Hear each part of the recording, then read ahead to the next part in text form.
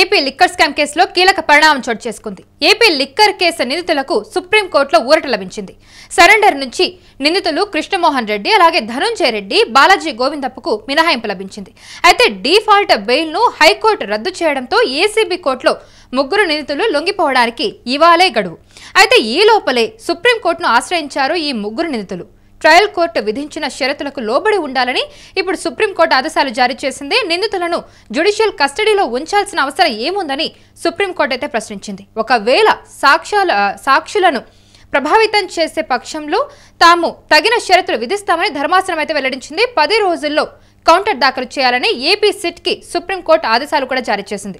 తదుపరి విచారణ డిసెంబర్ 15కి వాయిదా వేసింది సుప్రీంకోర్టు. ఈ అంశానికి సంబంధించి పూర్తి వివరాలు అందించడానికి ఆ ప్రతినిధి కిరణ్ లైన్లో ఉన్నారు. ఎస్ కిరణ్, ఇంతకీ హైకోర్టు డిఫాల్ట్ బెయిల్ రద్దు చేసినా కూడా ఎందుకని సుప్రీంకోర్టు అరెస్ట్ నుంచి మినహాయింపు ఇచ్చింది? అంటే ఎందుకని ఊరట లభించింది వాళ్ళకి?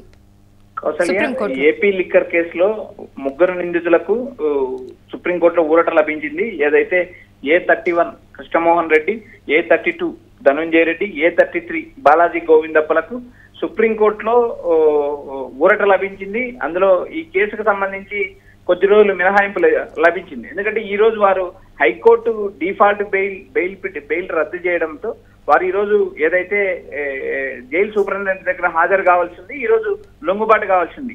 ఈ నేపథ్యంలోనే ఏదైతే ముగ్గురు నిందితులు ఏదైతే కృష్ణమోహన్ రెడ్డి, ధనుంజయ రెడ్డి, గోవిందప్ప బాలాజీలు సుప్రీంకోర్టు తలుపు తట్టారు. సుప్రీంకోర్టులో వారికి తాత్కాలిక ఊరట లభించింది. ఏదైతే వీరికి దాదాపు ఏదైతే సిట్కి 10 రోజుల కౌంటర్ దాఖలు చేయాలని సుప్రీంకోర్టు ఆదేశాలు జారీ చేసింది.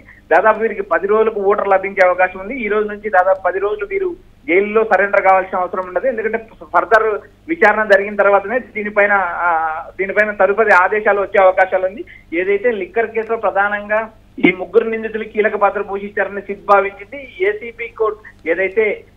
ఏసీబీ కోర్టులో వారికి డిఫాల్ట్ బెయిల్ లభించింది. అయితే డిఫాల్ట్ బెయిల్ లభించడంతో ఏదైతే సిట్ హైకోర్టుకి వెళ్ళింది. హైకోర్టు ఈ బెయిల్ రద్దు చేయడం జరిగింది. హైకోర్టు బెయిల్ రద్దు చేసిన తర్వాత ఏదైతే ఈ ముగ్గురు నిందితులు సుప్రీం తలుపు తట్టారో సుప్రీంకోర్టులో వారికి ఈ రోజు ఊరట లభించింది. ఇప్పుడు ఈ రోజు వారు ఏదైతే నిందితులు జైలు సూపరింటెండెంట్ దగ్గర సరెండర్ కావాల్సింది, ఆ సరెండర్ నుంచి ప్రస్తుతానికైతే ఈ ముగ్గురు నిందితులకు వెసులుబాటు లభించింది.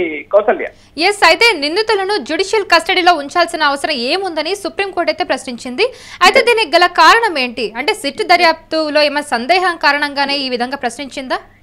ఎస్ కౌసల్య, ఏదైతే డిఫాల్ట్ బెయిల్ పిటిషన్ అనేది ఎలా ఉంటుందంటే 90 రోజులు ఒక నిందితుడు 90 రోజులు జైలు జీవితం అనుభవించిన తర్వాత అతను బెయిల్ పిటిషన్ దాఖలు చేసుకునే అవకాశం ఉంది. డిఫాల్ట్ గా బెయిల్ పిటిషన్ దాఖలు చేసుకునే అవకాశం ఉంది. తాను తప్పు చేయలేదు, తనను కావాలని కేసుల్లో ఇరికించారు, తాము 90 రోజుల నుంచి లోపల ఉన్నాము, సో మాకు బెయిల్ కల్పించండి అంటూ ఏదైతే ఈ నిందితులు ఉన్నారో ఈ నిందితులు డిఫాల్ట్ బెయిల్ పిటిషన్ అప్లై చేస్తున్నారో ఆ రోజు ఉన్న మెరిట్స్ ప్రకారం ఏదైతే సిట్ తర్వాత వీరి తరపున న్యాయవాదులు వాదించిన వాదనలో ఏది మెరిట్ గా ఉంటుందో దాన్ని పరిగణలోకి తీసుకున్న ఏసీబీ న్యాయస్థానం వారికి డిఫాల్ట్ బెయిల్ లభించడం జరిగింది. అయితే డిఫాల్ట్ బెయిల్ పిటిషన్ ను ఏసీబీ ఏదైతే సిట్ వ్యతిరేకించినా కూడా నిందితులను లోపల పెట్టాల్సిన అవసరం ఏముంది, వారు అందుబాటులోనే ఉన్నారంటూ ఆ రోజు ఏసీబీ న్యాయస్థానం నుంచి వీరికి రిలీఫ్ లభించిన తర్వాత మరికొంతమంది నిందితులు ఏదైతే డిఫాల్ట్ బెయిల్ పిటిషన్ దాఖలు చేశారో ఈ డిఫాల్ట్ బెయిల్ పిటిషన్ దాఖలు చేయడంతో ఏదైతే సిట్ తీవ్రంగా విభేదించింది.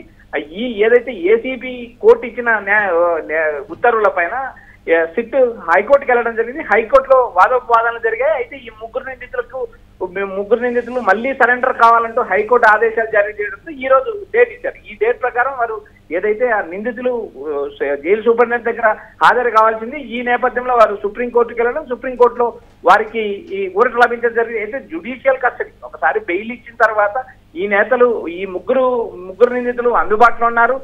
ఏదైతే రిలీఫ్ లభించింది, ప్రస్తుతానికి వాళ్ళని జ్యుడిషియల్ కస్టడీలో ఉంచాల్సిన పరిస్థితి లేదు అంటూ సుప్రీంకోర్టు కూడా వ్యాఖ్యానించింది. దీనిపైన 10 నుంచి 15 రోజుల్లో దీనిపైన ఉత్తర్వులు వచ్చే అవకాశం ఉంది. దీనిపైన సుప్రీంకోర్టు అత్యున్నత న్యాయస్థానం కాబట్టి సుప్రీంకోర్టు ఇచ్చిన ఆదేశాలను కింది కోర్టులు పాటించాల్సింది. అదేవిధంగా జ్యుడిషియల్ కోర్టు ఏది ఇస్తే అది కూడా నిందితులు పాటించాల్సిన అవసరం ఉందంటే సుప్రీంకోర్టు ఒక వ్యాఖ్య చేసింది. అయితే వీటినన్నిటిపైన ఈ ముగ్గురు నిందితులకు దాదాపు 10 నుంచి 15 రోజులు ప్రస్తుతానికి సరెండర్ కాకుండా రిలీఫ్ లభించినట్లు సమాచారం అందుతుంది. Kausalya. Right Kiran, thank you so much for the information. AP liquor కేసులో అయితే కీలక పరిణామం చోటు చేసుకుందని చెప్పొచ్చు. ఏపీ లిక్కర్ కేసు నిందితులకు సుప్రీంకోర్టులో ఊరట లభించింది.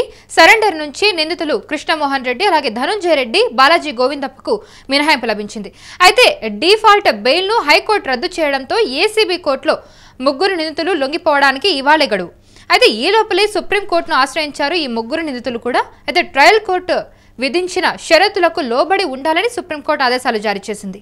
నిందితులను జ్యుడిషియల్ కస్టడీలో ఉంచాల్సిన అవసరం ఏముందని సుప్రీంకోర్టు అయితే ప్రశ్నించింది. ఒకవేళ సాక్షులను ప్రభావితం చేసే పక్షంలో తాము తగిన షరతులు విధిస్తామని ధర్మాసనం వెల్లడించింది. 10 రోజుల్లో కౌంటర్ దాఖలు చేయాలని ఏపీ సిట్కి సుప్రీం ఆదేశాలు జారీ చేసింది. తదుపరి విచారణ డిసెంబర్ 15కి వాయిదా వేసింది సుప్రీంకోర్టు.